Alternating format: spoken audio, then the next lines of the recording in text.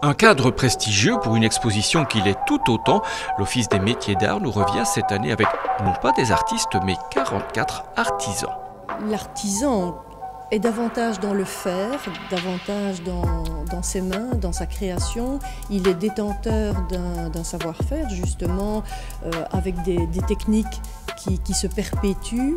Mais l'intérêt, c'est d'être aussi innovant et de pouvoir apporter une réflexion sur le monde, sur notre société à travers des objets en 3 dimensions. Des objets parfois encombrants comme ceux de Florence Lenain. On vous a mis à la porte. Oui, exactement, mais c'est quelque chose que j'aime.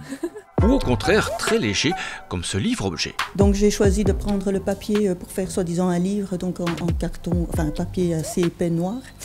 Puis j'ai pris des tiges filetées où je suis venue harponner tout du papier japon vert pour que ça se consolide ensemble et pour avoir un camailleux avec la barre qui est une barre métallique en U.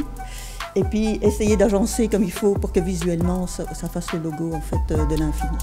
Infini comme le processus de création qui explore, interroge, réinvente sans cesse la matière et le geste. Certaines pièces, la majorité, sont tournées sur le tour et les plus grandes sont modelées, voilà, dans un moule.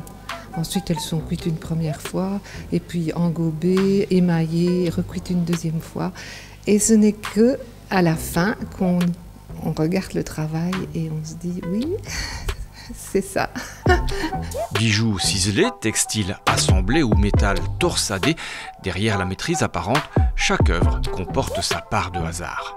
Donc en fait, je veux ne pas maîtriser ce qui va sortir du four. Donc j'ai plein de couleurs différentes devant moi et je ne sais pas exactement ce qui va en sortir. Donc parfois j'ai quelque chose un peu rouge qui peut ressortir brun, qui peut ressortir gris, bon ça dépend. Et le fait de les associer est une totale non-maîtrise et je conserve le résultat après cuisson. Donc je ne retravaille pas ma pièce, si je ne suis pas contente du résultat, je le garde comme ça. Hobby pour certains, profession pour d'autres, l'artisanat d'art se porte plutôt bien chez nous, grâce notamment au cours des métiers d'art du Hainaut, situé à Mons. Mais c'est une école de promotion sociale très importante pour moi et pour la région aussi, qui permet d'avoir beaucoup d'interactions entre différentes techniques d'artisanat. Des techniques qui ne sont plus forcément enseignées ailleurs, donc c'est important qu'elles se maintiennent.